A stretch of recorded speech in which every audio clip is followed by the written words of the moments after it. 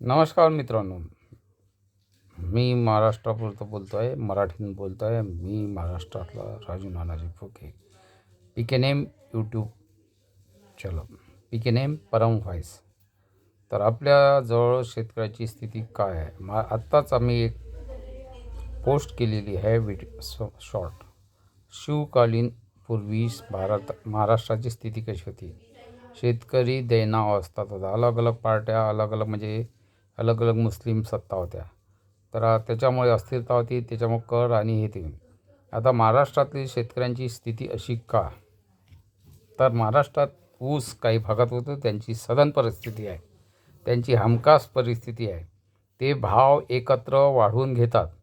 आणि पश्चिम महाराष्ट्राचा दबदबा आतापर्यंत का राहिला? कारण त्यांनी ऊस आणि कोयना धरण असो, त्याच्यातलं लिफ्ट इरिगेशन असो, त्यामुळे त्यांनी पाणीचा उपयोग करून ऊसाची स्थिती मजबूत केली. मराठवाडी स्थिती सगळे झाली. त्यामुळे तिथे साखर कारखाने आणि मराठवाड्यानी आपली जी वायनरी किंवा वाईन्स किंवा ज्या मोठमोठ्या लीडर्स लोकांजवळ जी स्थिती आहे, जे संभाजीनगर पूर्वीचे औरंगाबाद इथे तुम्ही बघा, आणि त्याच्यामुळे तिथे पाण्याचं दुर्भिक्ष राहिलेलं आहे आणि आहे. परंतु त्याही भागात लातूर तुरी उत्पादन घेणार, तिथे घेतात चांगल्या रीतीने. विदर्भात घेत नाही, कारण विदर्भामध्ये स्थिती वेगळी आहे. परंतु महाराष्ट्र हा तूर उत्पादन प्रमुख आहे. परंतु तुम्ही यूपीमध्ये जा, तिथे तुम्हाला ऊस पिकवल्या जाते. तुम्ही हरियाणामध्ये गेलं, तिथे ऊस पण तिथलं त्यांचं अर्थकारण कसं आहे की ते ऊस पिकवतात, त्यासोबत ते मुर्रा म्हशी ठेवतात, तिथल्या महिला स्वतः धुवतात, आणि त्याच्यामुळे त्यांची इकॉनॉमी. त्यानंतर ते हरियाणातील पैलवान, त्यानंतर मिलिटरी, त्यानंतर राष्ट्रपती भवनामध्ये त्यांची उंची ते जाट, या सगळ्यामुळे त्यांची परिस्थिती सुदृढ आहे. आपण विदर्भामध्ये कमी पडतो, महाराष्ट्रामध्ये कमी. तर याचं कारण आहे तुरीचं उत्पादन घेतो त्यावेळेस आपल्याला, म्हणजे आणि तूर काय, सगळेच मालाचे भाव हे खाली आलेले आहे. ज्या प्रमाणात सोन्याचे भाव वाढले त्याप्रमाणे, त्यासाठी मी 2004चा एक स्थिरांक घेतलेला आहे. त्यावेळेस सोन्याचा भाव 5,000 रुपये होता, तुरीचा भाव 30 रुपये किलो होता. समजून चला डॉलरचा भाव जो कसा. तर या तुलनेत आता सोन्याचा भाव हा 20 पट वाढलेला आहे. कमीत कमी 1 लाख पकडला तर आता ते 1,60,000च्या वर सोने गेलेलं आहे. म्हणजे आपल्या शेतकऱ्यांनी किंवा मी स्वतः शेती केली. 2015चा दुष्काळ पाहिला, त्यानंतर आपण तिथून परिस्थिती बदलत गेली. आपल्या शेतीमालाचे भाव घसरत गेले. एक वेळा तुरीचे भाव 200च्या वर डाळीचे भाव घेतले, पण त्यामध्ये इम्पोर्ट कोणी केलं आणि तुरीचे भाव कोसळले. दुसऱ्या वर्षी झालं, आणि आता 6,000च्या आसपास भाव आहे. म्हणजे डबल फक्त झालेला आहे तुरीचे भाव, आणि त्या प्रमाणात सोन्याचे भाव 20 पटच्या वर झालेला आहे. आपण 1.5 लाखाच्या वर जो गेलेला आहे तो न पकडता मी 1 लाखाच्या तुलनात्मक हिशोब केलेला आहे. मग आपल्याला या हिशोबाने तुरीचे भाव 20 पट व्हायला पाहिजे होते, म्हणजे 600 रुपये प्रति किलो. मग ही जे पॉप्युलेशन्स पोचल्या जाते, कारण पॉप्युलेशन पोचलं तर मतदान मिळते. मतदान कोणाला मिळते? जी रुलिंग पार्टी आहे तिला मग पाहिजे स्वस्त, मतदारांना स्वस्त देण्यासाठी. पण मी म्हणतो तुरीची डाळ किती किलो लागेल? 5 किलो लागेल. आणि रोजगाराची स्थिती त्यावेळेस 30 रुपये भाव होता, आज तो 400-500 आहे, बरोबर. तर त्या प्रमाणात तुरीचे भाव वाढले का? त्यावेळेस तुरीत 20 वर्षा अगोदर तेलाचे भाव 30-35 रुपये होते, आणि तसेच हे होते सोयाबीन तेलाचे भाव, आणि मजुरी 30 रुपये होती. आज 400-500ची मजुरी आहे. ह्याचा विचार करता हा कुठेतरी तुम्ही शेतकऱ्याला डांबून ठेवलेला आहे. शेतकरी बटाईन देतो, मग मेहनत करणारे आहे, त्यांना वेगवेगळ्या रोजगार देतो तुम्ही, पण त्याच्यात आहे त्यांच्या गरजा कमी किंवा कसं करून करतात. आता 2-3 वर्षापासून कापसाचे भाव तुम्ही ठेवले, चण्याची दाळपून ठेवले. चण्यात इथं विदर्भामध्ये हल्दीराम भुजिया आलं आहे. आज त्यांचे जे शेअर मार्केटमध्ये हे झाले हे सगळंच आहे. पण ते जे भुजिया बनवतात त्यांना आहे. त्याच्यानंतर इथे शेव बनवल्या जाते, हे सगळे आहे.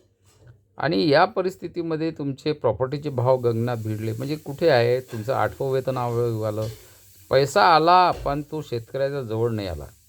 आणि इकॉनॉमी वाढवायची असेल तर ती शेतकऱ्याचं. तुम्ही आता हे बजेट येणार आहे, पण त्याच्या बजेटमध्ये केंद्रानंतर ज्या आहे पगार वाढवणे किंवा गाडीवर आहे, कारण गाडीवर गव्हर्मेंट टॅक्स मिळतो आणि पगाराला दिला तर का याप्रमाणे वॉशिंग मशीन या तिथे जे अर्थमंत्री आहे त्यांनी या स्थितीला घेतलं. त्यांची स्थिती म्हणजे त्याचं शेतकरी कोणी आहे का? नाही. मग शेतकऱ्याची परिस्थिती कशी जमेल? आणि एक वेळा शेतीतून निघाला माणूस त्यात तोही दुःख विसरून जातो आणि पुन्हा शेतीकडे वळायला नाही पाहत. आणि शेती करणारा असेल तर इन्व्हेस्टमेंट शेती करतो किंवा ते त्याप्रमाणे ठेवून देतो. ते सगळे आहे. शेतीचे मालाचे भाव वाढले, शेतीच्या त्याप्रमाणे सोन्याचे भाव वाढले, त्याप्रमाणात शेतीचे वाढले नाही. पण मला अजून वाटते की शेतकरी शेती विकू नये, कारण त्यामध्ये जसं आता एक एक लक्ष्मी चंचल असते आणि त्याप्रमाणे प्रत्येक याच्यामध्ये लक्ष्मी परिवर्तित होते. आता सोन्यात गेली, कोणी प्रॉपर्टीत गेली 90-91 नंतर, मग त्यानंतर आता कुठे शेअर मार्केट वाढलं. आता जमीन शेतकऱ्याची आहे, कारण त्याच्याजवळची जमीन का नाही वाढली गेली? कारण मला वाटते मोठे जे आहे ते तुमच्या शेतीवर डोळा ठेवून आहे. ते कोणत्या ना कोणत्या रूपात तुमच्याकडून शेती घेतील, सोलरच्या माध्यमातून हे. माझं म्हणणं आहे की घ्यायला काही नाही. गुजरातमध्ये बी मी पाहिलेला आहे, तिथे हजारो एकर जमीन आहे, सोलार होऊ शकते. मग तिथे का नाही घेत तुम्ही? दुसरीकडे बरेचसे ठिकाणी आहे. इथे महाराष्ट्रात घ्या तर असे वेगळे आहे, जिथे तुम्ही झुडपी जंगल करून ठेवलेलं आहे, ती जंगल आहे. त्यापेक्षाही मोठं प्रोजेक्ट होते ना. मी ते त्याच्यापेक्षा तुम्ही स्वतंत्र विचार कराल तर आहे ना. सरकारची जमीन किंवा शेतकऱ्याला मोबदला देऊन तुम्ही जमीन देऊ शकता. माझ्याजवळ त्याप्रमाणे प्रोजेक्ट राहील. पण माझं जे आहे परमकिसान नागरी एकता मंच, मी ते महाराष्ट्रामध्ये काय पूर्ण भारतामध्ये आहे. तुम्ही प्रत्येकाने एक मत आणि ₹1 रोज द्यावा, ही नम्र विनंती.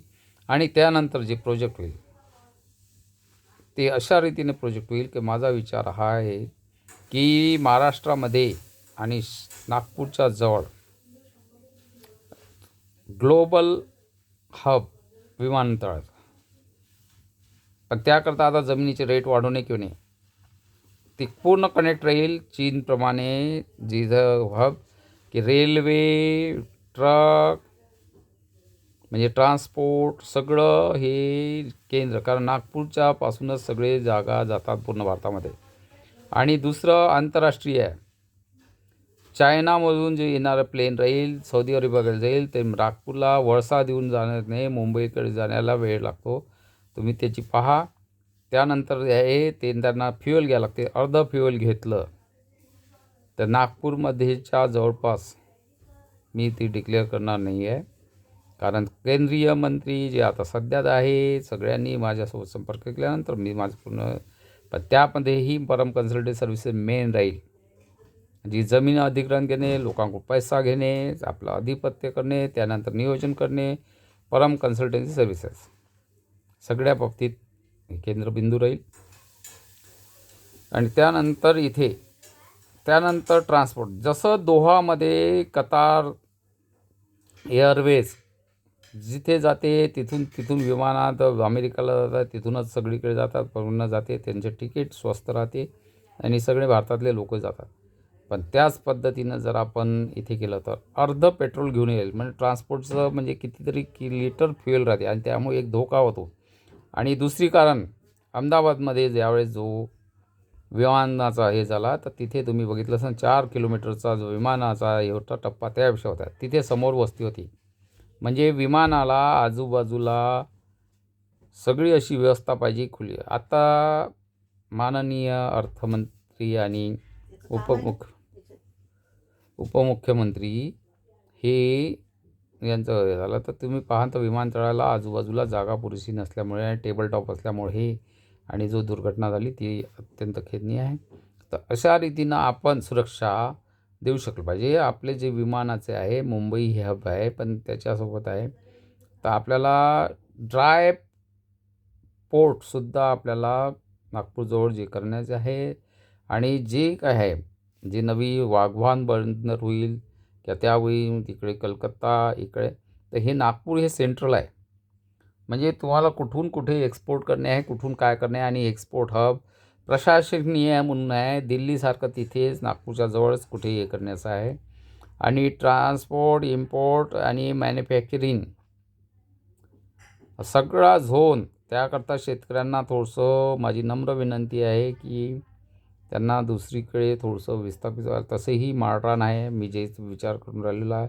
फक्त तिथे पाण्याची व्यवस्था करता येईल का आणि ते केंद्रबिंदू कसे राहील याचा मी विचार करीत आहे. सगळ्यांनी सहयोग द्यावा अशी माझी नम्र विनंती आहे. पण शेतकऱ्याचे प्रश्न, आपण इथे संत्रा बाग होतो, पण त्याच्या संत्र्यानंतर प्रक्रिया, त्यानंतर वेगवेगळे उद्योग. कारण शेती हा असा आहे की तिथे रोजगार मिळणार आहे.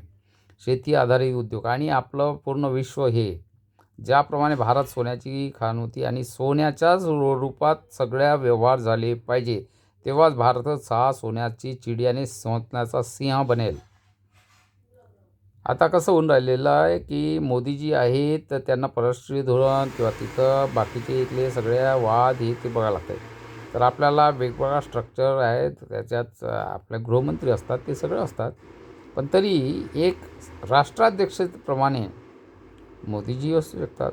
त्यांचं जे नियंत्रक कमांड आहे त्यांना मानावंच लागेल. गडकरीजीचे आहे तेही मानावं लागेल. आपल्या योगीजींचं आहे ते मानावं लागेल. तिकडे आसामचे आहे ते सगळं मानावं लागेल. पुन्हा त्यांनी करण्यात नाही आहे. पण काहीतरी कुठेतरी पॉलिसी पॅरालिसिस होऊ नये. आणि सगळ्यात पहिल्यांदा आपल्याला महाराष्ट्राचं स्थान असं आहे, इथे 44-42 सीट्सचा हा खासदारकीचा आहे. आणि परमकिसान नागरिक मंच म्हणून मी फाउंडिंग आणि दुसरं आपल्याकडे परम कन्सल्टिंग सर्व्हिसेस. त्यानंतर तिसरं आहे अखिल भारतीय हिंद क्रांती पार्टी, जी आपण मी संघटक मंत्री महाराष्ट्राचा आहे. आणि या रीतीनेही तुमचं एक मत 1 रुपया रोज हे आपलं आहे. आता 500 रुपये आपण वेगवेगळ्यासाठी घेत आहे. त्यासाठी कसं आहे ते बोलू आपण. आपल्याला जो विमा काढावा लागते, आपली सुरक्षा कशी आहे, मी त्यामध्ये पोस्ट टाकलेली आहे. तुम्ही आहे इथे कोणाला फसवायचं काही हे नाही आहे. माझ्याकडे जी संपत्ती आहे मी डिक्लेअर केलं आहे, ज्या माझ्याकडे कर्ज घेतलेलं आहे ते आहे, ते एक बॅलन्स शीट माझे. आणि आता वयाचे माझे 58-59 चालू आहे. म्हणजे आता 15 वर्ष माझं डोकं शाबूत राहणार आहे. तेवढ्या पिरियडमध्ये तुम्ही जितका उशीर कराल तितकं सगळं उशीर होईल, जितका लवकर होईल तितकं होईल. जे माझ्याकडे पूर्ण विजन आहे. त्यानंतर कसं प्रॅक्टिकल करायचं आहे सगळंच आहे. सगळे आता ओपन करण्यात अर्थ नाही आहे. त्याप्रमाणे सगळे एकत्र पूर्ण भारत 140 कोटी जनता एकत्र येऊन काम करेल तर त्याप्रमाणे होईल. पण त्याच्या अगोदर माझा उद्देश आहे की महाराष्ट्रातील 12 कोटी जनता एकत्र आली पाहिजे आणि ती माझ्या पाठीशी उभी राहिली पाहिजे.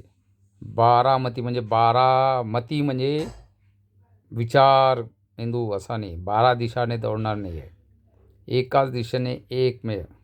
कारण जसं सुभाषचंद्र बोसने म्हटलं होतं जय हिंद, त्यावेळी धर्म जाती कोणताही त्यांनी एक विल्ला नव्हता. देश माझा देश, चलो दिल्ली, स्वतंत्रता. आणि आपण सगळ्यांनाही त्यांना मानलेलं होतं, हां तुम मुझे खून दो मैं तुम्हें आज़ाद दूंगा. पण लोकांनी नंतर काय केलं, तो जर विचार केला तर ते एकमेकाचे खून न घेणे आणि हे घेणे. आणि मला काय मिळेल, अरे मला काय मिळेल, देश असेल तर सगळंच मिळेल. गुलामगिरीत काही नसतो. आणि कुठेतरी आपला विकासासोबत होते. हां तिथेही माझा पॅलेस राहीलच सेंट्रल. मी नागपूरचा जवळचा आहेच. आणि तिथे नाही तुम्हाला आता मला असं म्हणायचं नाही आहे की मी आता भिकारी राहून राहणार आहे. मी जगातला श्रीमंत माणूस आणि ती तुमच्या सहयोगानेच होणार. कारण जहाँ चाह है वहाँ राह है, जहाँ रुपया है वहाँ मजबूती है.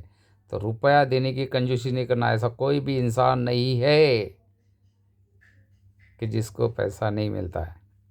लेकिन अभी क्या होता है, पैसा इंडिविजुअल को मिल रहा है, संगठन